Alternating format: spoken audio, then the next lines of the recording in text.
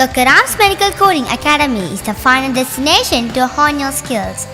Training is imparted by the All India topper of AAPC, who is Certified Compliance Officer and Medical Auditor and past speaker of Chennai chapter. வணக்கம் நண்பர்களே, doctor Rams medical coding academy சார்பாக நடத்தப்படுகின்ற இலவச மருத்துவ குறியீட்டு பயிற்சி. இன்று நாம் காண இருப்பது CPC எக்ஸாம் குறித்து. பல மாணவர்களும் மகளிரும் மருத்துவர்களும் செவிலியர்களும் எங்களை தொடர்பு கொண்டு இந்த தேர்வு பற்றிய விளக்கத்தை நல்குமாறு கேட்டுக்கொண்டிருந்தனர். அதன் காரணமாக இந்த வலைவலி காட்சியின் மூலமாக CPC எக்ஸாம் என்றால் என்ன என்கின்ற இந்த ஒரு வலைவலி காட்சியை உங்களுக்கு வழங்குவதில் நாங்கள் மிகவும் பெருமை அடைகின்றோம்.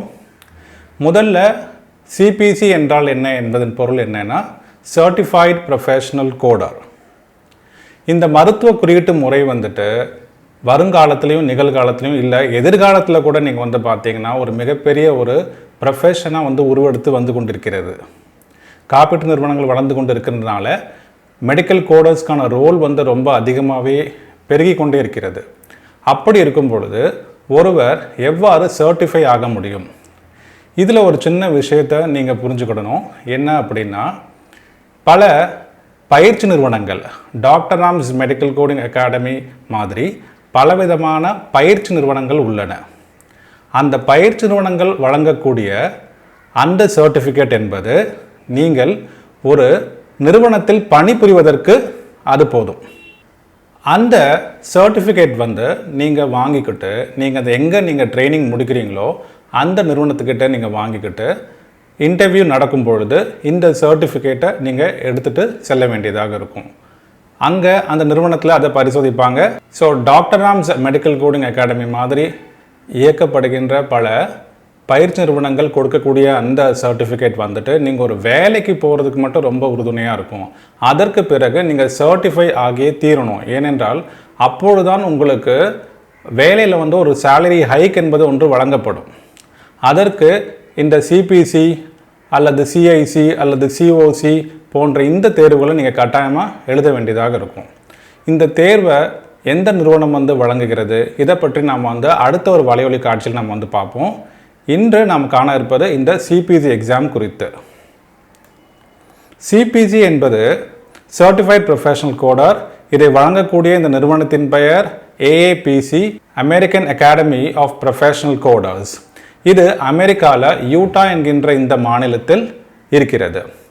இப்போ இந்த AAPC அதாவது இது ஒரு நிறுவனம். இந்த நிறுவனம் அமெரிக்காவில் இருக்கக்கூடிய இந்த சுகாதாரம் சம்பந்தப்பட்ட ஆர்கனைசேஷன்ஸ் நிறையா இருக்கும் இல்லைங்களா, அதுக்கு இந்த AAPC நிறுவனமானது பலவிதமான ஆலோசனைகளை வழங்கக்கூடிய ஒன்று. இப்போ இந்த AAPCயில் முதல்ல எப்படி நீங்கள் ஒரு உறுப்பினர் ஆகணும் அப்படிங்கிறத நம்ம பார்ப்போம்.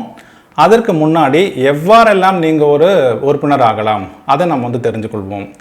முதல்ல இண்டிவிஜுவல் என்றால் நீங்கள் ஒரு தனிப்பட்ட ஒரு நபராக இருந்தீர்களானால் நீங்களே போயிட்டு அந்த AAPC வெப்சைட்டில் நீங்கள் உங்களுடைய மெம்பர்ஷிப்பை நீங்கள் உண்டாக்கி கொள்ளலாம். அல்லது நீங்கள் ஒரு நிறுவனத்தில் வேலை செய்கிறீங்க, ஒரு கம்பெனியில் வேலை செய்கிறீங்க அப்படின்னா அந்த நிறுவனம் அனைத்து விதமான கோடர்ஸ்க்கும் இந்த மெம்பர்ஷிப் பெற்று தரலாம். ஸோ அவர்களுக்கு கார்ப்பரேட் மெம்பர்ஷிப் வழங்கப்படும். என்ன வித்தியாசம்னு பார்த்தீங்கன்னா ஒரு $10 தான் வேற்றுமை நம்ம பார்க்க முடியுது. அடுத்தது AAPC ஃபெல்லோஷிப், இந்த மாதிரியான ஒரு டைட்டில்ஸுமே கொடுக்கப்படுகிறது. இது யாருக்கு வழங்கப்படும் பார்த்தீங்கன்னா, குறைந்தபட்சம் ஒரு 10 வருட காலம் மருத்துவ குறியீட்டிலோ அல்லது மருத்துவத்துறையிலோ நீங்கள் பணிபுரிந்து கொண்டு இருந்தீங்களானால், medical billing, medical coding, compliance இந்த விதமான துறையில் நீங்கள் பயிற்சி இல்லை அல்லது வேலை பார்த்து செய்து கொண்டிருந்து வந்தீர்களானால் உங்களுக்கு கட்டாயமாக AAPC ஃபெல்லோ என்கின்ற இந்த டைட்டில்ஸும் உங்களுக்கு வழங்கப்படும். இந்த தேர்வுக்கான கட்டணம் எவ்வளோ நம்ம பார்த்தோம்னா $530. நல்லா விளங்கி கொடுக்கணும். வருடம் இந்த மெம்பர்ஷிப் ஃபீஸும் சரி இல்லை இந்த தேர்வுக்கான கட்டணங்களும் ஏறிக்கொண்டு தான் போய்கொண்டிருக்கின்றன. அதனால் எப்படியாவது பார்த்தீங்கன்னா $10 அல்லது $20 ஏறிக்கிட்டே தான் இருக்குது. இப்போ டாலர்னு பார்க்கும்போது தோராயமாக இந்திய மதிப்பில் நம்ம பார்க்கும்போது குறைந்தது $75 இருக்கின்றது. அதனால தான் நீங்கள் பார்த்தீங்கன்னா இந்த எக்ஸாமோட ஒரு காஸ்ட்டு கிட்டத்தட்ட உங்களுக்கு $40,000 நெருங்கிடும். மெம்பர்ஷிப் உங்களுக்கு $13,000 நெருங்கிடும். இந்த சிபிசிக்கான தகுதி என்ன, இதை நம்ம வந்து புரிஞ்சுக்கிடணும். சிபிசிக்கு குறைந்தபட்சம் நீங்கள் ஒரு கிராஜுவேட் அல்லது ஒரு பட்டதாரியாக இருந்தாலே போதும். மற்றபடி வேறு எந்த விதமான உங்களுக்கு லிமிட்டேஷன் ரெஸ்ட்ரிக்ஷன் எதுவுமே கிடையாது. நிறைய பேர் எங்களுக்கு தொடர்பு கொண்டு கேட்டார்கள், எங்களுக்கு 35 வயது ஆகிறது, 40 வயது ஆகிறது, நாங்கள் இந்த சிபிசி தேர்வில் பங்கு கொள்ள முடியுமா என்று கேட்டார்கள். தாராளமாக பங்கு கொள்ளலாம். ஏஜ் லிமிட் என்ற ஒன்று கிடையவே கிடையாது. என்ன பிரச்சனைன்னு பார்த்தீங்கன்னா, உங்களுக்கு ஒரு கம்பெனியில் வேலை செய்யும் போதுட்டு அந்த கம்பெனியோட பாலிசியை மட்டும் தெரிஞ்சிருந்தால் நல்லது. ஏன்னா அந்த நிறுவனத்தில் சொல்ல முடியாது 40 வயசு அல்லது 30 வயசுக்கு மேலே நாங்கள் எடுக்க மாட்டோன்ற ஒரு பாலிசி இருக்கலாம். அதை மட்டும் நீங்கள் கொஞ்சம் ஒரு செக் பண்ணிக்கிட்டு அதுக்கப்புறம் நீங்கள் தாராளமாக நீங்கள் வந்து இந்த மெடிக்கல் கோடிங் ஃபீல்டில் நீங்கள் வந்து தொடரலாம். சிபிசி எக்ஸாமை பொறுத்தவரையில் எந்த விதமான ஏஜ் ரெஸ்ட்ரிக்ஷன் கிடையாது. அடுத்து நம்ம என்ன பார்ப்போம்னா, சிபிசி அண்ட் சிபிசி ஏ என்று ஒன்று உள்ளது. இந்த ஏ என்பது என்னன்னு பார்த்தீங்கன்னா அப்ரெண்டிஸ்ஷிப் அல்லது கற்றுக்கொள்பவர். குறைந்தபட்சம் ஏஏபிசி நிர்ணயிக்கிறது என்ன அப்படின்னா, 2 வருடமாவது நீங்கள் ஒரு மெடிக்கல் கோடராக பணிபுரிந்து இருக்க வேண்டும். அவ்வாறு இல்லை அப்படின்னு நினச்சிங்கன்னா சிபிசிஏ என்கின்ற இந்த சான்றிதழ் தான் உங்களுக்கு வழங்கப்படும். சிபிசிஏ அப்ரெண்டிஸ்ஷிப் என்கின்ற இந்த சர்டிஃபிகேட் தான் உங்களுக்கு இந்த தேர்வு முடிச்சிங்கன்னா உங்களுக்கு கிடைக்கப்பெறும். இந்த 2 டைட்டில்களுமே ஒன்று தான், நீங்கள் ஒன்றும் கவலைப்பட வேண்டாம். இதை எப்படி நீக்குவது, இந்த ஏ என்பதை எவ்வாறு நீக்குவது என்பதை குறித்து நான் உங்களுக்கு வந்து பின்னாடி தெரிவிக்கிறேன். அதனால் நீங்கள் கவலை எதுவும் கொள்ள வேண்டாம். சிபிசி சிபிசிஏ இரண்டுக்குமே பொதுவான ஒரு ரெஸ்பெக்ட் தான் நம்ம ஃபீல்டில் இருந்து கொண்டு இருக்கிறது. இந்த தேர்வை நீங்கள் எவ்வாறு புக் பண்ண முடியும் அப்படின்னு நம்ம பார்த்தீங்கன்னா, கடினமே இல்லை, ரொம்ப எளிமையானது. ஏஏபிசியோட வெப்சைட்டுக்கு அங்கே போயிருங்க. அங்கே போயிட்டு நீங்கள் ஒரு யூசர் நேம் அண்ட் பாஸ்வேர்ட் நீங்களாகவே வந்துட்டு உருவாக்கி கொள்ள வேண்டும். பிறகு இதில் நீங்கள் ஒரு சிறிய கவனம் செலுத்த வேண்டியதாக இருக்கும். என்ன என்று பார்த்தீங்கன்னா, அந்த பெயர் வந்து நீங்கள் சரியாக குறிப்பிட வேண்டும். ஒரு முறை நீங்கள் எந்த பெயரை கொண்டு உங்களது மெம்பர்ஷிப்பை உருவாக்குகிறீர்களோ அந்த பெயரிலேயே கடைசி வரை இருக்கும். சில கோடர்ஸை நான் பார்த்துருக்கேன், அவங்களுடைய தந்தையார் பெயர் முன்னாடி வந்துடும், இவர்கள் பெயர் பின்னாடி வரும், அந்த குளறுபடிகள் எல்லாமே இருக்கும். அதனால் சரியாக ஒரு யூசர் நேம் மற்றும் பாஸ்வேர்டை நீங்கள் உள்ளே போய்கிட்டு நீங்கள் மெம்பர் ஆகலாம். நீங்கள் மெம்பர் ஆனதுக்கு அப்புறமா தான் உங்களுக்கு இந்த தேர்வு எழுதுனீங்கன்னா கட்டணம் உங்களுக்கு குறைவாக இருக்கும். அப்படி இல்லை, மெம்பர்ஷிப் ஆகாமல் நீங்கள் இந்த தேர்வு எழுதுனீங்கன்னா உங்களுக்கு கட்டணம் கூடுதலாக இருக்கும். அதனால் மெம்பர்ஷிப் ஆனது பிறகு நீங்கள் வந்து இந்த தேர்வு எழுதிட்டிங்கன்னா ரொம்ப நல்லது. இதை நீங்கள் எப்படி இந்த பரீட்சைக்கு நீங்கள் பணம் செலுத்த வேண்டும் என்று பார்த்தீங்கன்னா, கடன் அட்டை அல்லது கிரெடிட் கார்டு மூலமாக நீங்கள் கட்டினால் போதும். அது உங்கள் பெயரில் தான் இருக்க வேண்டும் என்ற அவசியம் இல்லை. ஏதாவது ஒரு கிரெடிட் கார்டு, அதில் இன்டர்நேஷ்னல் பர்ச்சேஸ் இருக்குதா என்று பார்த்து கொள்ளுங்கள். ஒருவேளை அந்த இன்டர்நேஷ்னல் பர்ச்சேஸ் என்கின்ற அந்த வசதி உங்களுடைய கடன் அட்டையில் இல்லை என்றால் உங்கள் வங்கியை நீங்கள் தொடர்பு கொண்டு அதை இருக்குமாறு நீங்கள் பெற்றுக்கொண்டு பிறகு நீங்கள் தாராளமாக இந்த தேர்வுக்கு நீங்கள் வந்துட்டு புக் பண்ணலாம். இந்த தேர்வு 5 மணி நேரம் 40 நிமிடங்கள் நடைபெறும். இதில் நீங்கள் வந்து பார்த்தீங்கன்னா புத்தகங்களை வைத்து கொண்டு தான் நீங்கள் இந்த தேர்வுகளை எழுத போகிறீர்கள். ஆகையால் நீங்கள் எந்த விதமான குறியீடுகளையும் அல்லது மெடிக்கல் கோட்ஸையும் வந்துட்டு மனப்பாடம் செய்ய வேண்டும் என்ற பயமே உங்களுக்கு தேவையில்லை. அனைத்து புத்தகங்களையும் நீங்கள் எடுத்துக்கொண்டு தான் நீங்கள் தேர்வை எழுதக்கொள்ள போகிறீர்கள். அடுத்தது 150 கேள்விகள் உங்களுக்கு, வினாக்கள் உங்களுக்கு கொடுக்கப்படும். அது எந்த மாதிரி இருக்குன்னு பார்த்தீங்கன்னா, நீங்கள் வந்து தேர்ந்தெடுத்து எழுதுகிற மாதிரி, choose the best answer, multiple choice questions இருக்கிற மாதிரி ஒரு 4 விதமான ஆப்ஷன்ஸ் கொடுத்துருப்பாங்க. அதிலிருந்து நீங்கள் சரியான விடை நீங்கள் எடுத்து எழுத வேண்டியதாக இருக்கும். இந்த தேர்வினை நீங்கள் தேர்ச்சி பெறுவதற்கு குறைந்தபட்சம் 70% நீங்கள் பெற வேண்டும். 69%, 69.0 அப்படிலாம் பெற்றிருந்தீர்கள் கூட என்றால் நீங்கள் வந்து தோல்வி அடைந்தாக தான் கருதப்படுவீர்கள். 70% மதிப்பெண்கள் எடுத்தால் மட்டுமே நீங்கள் இந்த பரீட்சையை நீங்கள் தேர்ச்சி பெற முடியும். 150 வினாக்களில் குறைந்தது 105 வினாக்கள் சரியாக இருக்க வேண்டும்.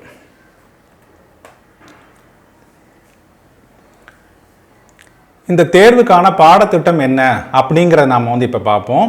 அதாவது முதல்ல கிட்டத்தட்ட 150 வினாக்கள் இருக்குது பார்த்தீங்களா. இதில் முதலாக வரக்கூடியது இவாலுவேஷன் அண்ட் மேனேஜ்மெண்ட்.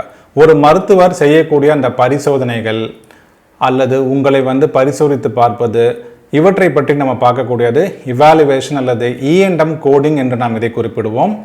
இதற்கு உங்களுக்கு 10 வினாக்கள் வருகின்றன. அடுத்தது அனஸ்தீஷியா, மயக்கவியல், சர்ஜரி 60 வினாக்கள். இந்த சர்ஜரியில் நம்ம வந்து பார்த்தோம்னா எப்படி உங்களுக்கு மதிப்பெண்கள் கொடுக்கப்படும் அல்லது வினாக்கள் கேட்கப்படும் அப்படின்னா, சர்ஜரி என்பது தான் ஒரு மிகப்பெரிய ஒரு பிரிவாக உள்ளது. இதில் இருந்து கிட்டத்தட்ட 60 வினாக்கள் உங்களுக்கு வரும். இது எந்த மாதிரியான வினாக்கள் இதிலிருந்து வரும்னு பார்த்தீங்கன்னா, முதல்ல தோல் அமைப்பு குறித்து உங்களுக்கு ஒரு 10 வினாக்கள் வரும். அடுத்து தசைக்கூட்டு அமைப்பிலிருந்து, பிறகு மூன்றாவது நம்ம பார்த்தோம்னா சுவாச அமைப்பு, இருதய அமைப்பு, சுற்றோட்ட தொகுதி, அதற்கப்புறம் 4 சீரீஸ்ன்னு சொல்ல வருவோம். 4ஆம் வரிசையில் உள்ளக்கூடிய அந்த குறியீடுகள், அதாவது செரிமான அமைப்பு. 5 வந்துட்டு சிறுநீரக அமைப்பு மற்றும் இனப்பெருக்க மண்டலம். அதற்கு பிறகு வந்து பார்த்தீங்கன்னா நர்வஸ் சிஸ்டம் என்று சொல்லப்படுகின்ற இந்த நரம்பு மண்டலம், பிறகு செவிப்புல அமைப்பு, அப்புறம் கண் சார்ந்த அமைப்பு. இவற்றிலிருந்து உங்களுக்கு 60 கேள்விகள் கேட்கப்படும். பிறகு ரேடியோலாஜி, இந்த எக்ஸ்ரே, ஸ்கேன் இதெல்லாம் எடுக்கிறாங்க பார்த்தீங்களா, அதில் இருந்துட்டு உங்களுக்கு 10 மதிப்பெண்கள் உங்களுக்கு வரக்கூடும். அடுத்து ரேடியோலாஜி என்று சொல்லப்படுகின்ற அந்த ஸ்கேன் அல்லது எக்ஸ்ரே ஆகியவற்றிலிருந்து உங்களுக்கு 10 வினாக்கள் கேட்கப்படும். பிறகு பேத்தாலஜி, நோயியல், அதிலிருந்து 10 வினாக்களும், பிறகு மருத்துவத்திலிருந்து மெடிசன் 10, பிறகு ஐசியு டென்சியம் என்கின்ற நோய்களுக்கான வகைப்பாடு இருக்கிறது அல்லவா, அதிலிருந்து 10 வினாக்களும், கோடிங் கைட்லைன்ஸ் மருத்துவ குறியீட்டிற்கான வழிமுறைகள் அல்லது நெறிமுறைகள் குறித்து உங்களுக்கு ஒரு 6 வினாக்களும், உடற்கூறு அனாட்டமி அண்ட் மெடிக்கல் டெர்மினாலஜி மருத்துவ கலை சொற்களும் உடல் கூறிலிருந்து உங்களுக்கு 16 மதிப்பெண்கள் வர இருக்கின்றன. பிறகு HCPCS கோடிங், அது ஒரு தனி புத்தகம், மற்றும் மெடிக்கல் பில்லிங் என்கின்ற பட்டியலிடுதலிருந்து உங்களுக்கு 10 வினாக்கள் கேட்கப்படும். அந்த தேர்வு அன்னைக்கு நீங்கள் என்னெல்லாம் எடுத்துகிட்டு போகணும் அப்படிங்கிறத நம்ம கட்டாயமாக பார்ப்போம். முதல்ல உங்களுக்கு இந்த தேர்வுக்கான நுழைவுச் சீட்டு ஒன்று வழங்கப்படும். இது ஒரு வாரத்துக்கு முன்பே உங்களுக்கு உங்களது ஏஐபிசியிடம் உள்ள ரெஜிஸ்டர்ட் இமெயிலில் இருந்து அந்த மின்னஞ்சல் மூலமாக உங்களுக்கு அனுப்பப்படும். இவற்றை நீங்கள் கட்டாயமாக என்ன செய்யணும், ஒரு பிரிண்ட் அவுட் எடுத்து வச்சுக்கோங்க. குறைந்தது 2 ஹால் டிக்கெட்டாவது நீங்கள் எடுத்து வச்சுக்கோங்க, ஜெராக்ஸ் காப்பி அதை எடுத்து வச்சுக்கோங்க. முக்கியமாக நம்ம என்ன பார்க்கணும் அப்படின்னு பார்த்தீங்கன்னா, அரசால் வழங்கப்படக்கூடிய குறைந்தபட்சம் 2 அடையாள அட்டைகளை நீங்கள் எடுத்து செல்ல வேண்டும். இது ரொம்பவே நீங்கள் கவனம் செலுத்த வேண்டும். ஒரு அடையாள அட்டையில் உங்களுடைய ஃபோட்டோ காப்பி இருக்கணும், இன்னொரு அடையாள அட்டையில் உங்களுடைய விலாசம் இருக்க வேண்டியதாக இருக்கும். என்ன கேட்டிங்கன்னா, நீங்கள் ஒரு 3 டாக்குமெண்ட் எடுத்துகிட்டு போங்க. என்னுடைய மாணவர் ஒருத்தர் என்ன ஆயிடுச்சுன்னு பார்த்தீங்கன்னா, அவர் வந்துட்டு லைசன்ஸ் எடுத்து போயிருந்தார். அது வந்து நகலாக இருந்தனால அவங்க வந்து அதை ஏற்றுக்கொள்ளலை. அதனால் அவரை திருப்பி வீட்டுக்கே அனுப்பிவிட்டார்கள். அடுத்து வந்து பார்த்தீங்கன்னா ஐசிடி டென்சியம், சிபிடி, HCPCS இந்த புத்தகங்களை நீங்கள் எடுத்து செல்ல வேண்டும். இல்லை 2 விஷயம் இருக்குது. நீங்கள் தேர்வு எழுதக்கூடிய அந்த சென்டரில் ஒருவேளை அவங்களே இந்த புத்தகங்களை கொடுத்துடலாம். இதை நீங்கள் கட்டாயமாக தெரிஞ்சு கொள்ள வேண்டும். அந்த ப்ராக்டரிடம் நீங்கள் கேள்வி கேட்க வேண்டும். அவங்களுடைய கான்டாக்ட் எண் கொடுத்துருப்பாங்க, அவர்களிடம் நீங்கள் தெரிந்து கொள்ளுங்கள் இந்த புத்தகங்களை நீங்கள் எடுத்து செல்ல வேண்டுமா அல்லது அவர்களே கொடுப்பார்களா என்று. பிறகு பென்சில்ஸ், எரேசர்ஸ், ஷார்ப்னர்ஸ் இவை அனைத்தையுமே நீங்கள் தாராளமாக எடுத்துகிட்டு போயே ஆகணும்.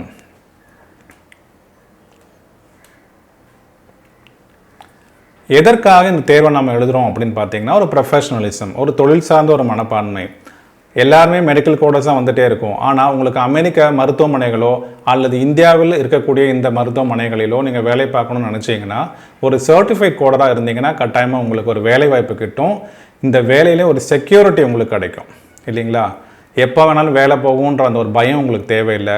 நீங்கள் எவ்வளவு தேர்வுகள் எழுதுறீங்களோ தாராளமாக உங்களுக்கு உங்கள் வேலையில் உங்களுக்கு அந்த செக்யூரிட்டி கட்டாயமாக உங்களுக்கு கிடைக்கப்படும். அடுத்து முக்கியமாக உங்களுடைய சம்பளம் வந்து பல மடங்கு உயரக்கூடிய வாய்ப்பும் இருக்கிறது. இந்த தேர்வினை நீங்கள் எவ்வாறு வந்து தேர்ச்சி பெறணும்னு நினைக்கிறீங்கன்னா, முதல்ல doctor Rams medical coding academy மூலமாக அந்த பயிற்சியை பெற்றுக்கொள்ளுங்கள். நாங்கள் உங்களுக்கு புரிகிற அளவில் எல்லா விதமான சாப்டர்ஸ், டாபிக்ஸ் அனைத்துமே நாங்கள் உங்களுக்கு விவரிச்சுட்ருக்கோம். அதனால் உங்களுக்கு எளிய முறையில் வந்து விளங்கும். உங்களுக்கு நீங்கள் இந்த ஆன்லைன் கிளாஸஸ் கூட நீங்கள் இதை பர்ச்சேஸ் பண்ணிக்கிடலாம். நீங்கள் எங்கே இருந்தாலும் பரவாயில்ல, ஆன்லைன் கிளாஸஸ்மே உங்களுக்கு நாங்கள் வந்து ப்ரொவைட் பண்ணுறோம். அடுத்தது இந்த தேர்வை எவ்வளோ சீக்கிரமாக நீங்கள் முடிக்கலான்னு பார்த்தீங்கன்னா, ரொம்ப சிம்பிள். அகற்றுதல் முறைன்னு ஒன்று இருக்குது, எலிமினேஷன் மெத்தட்.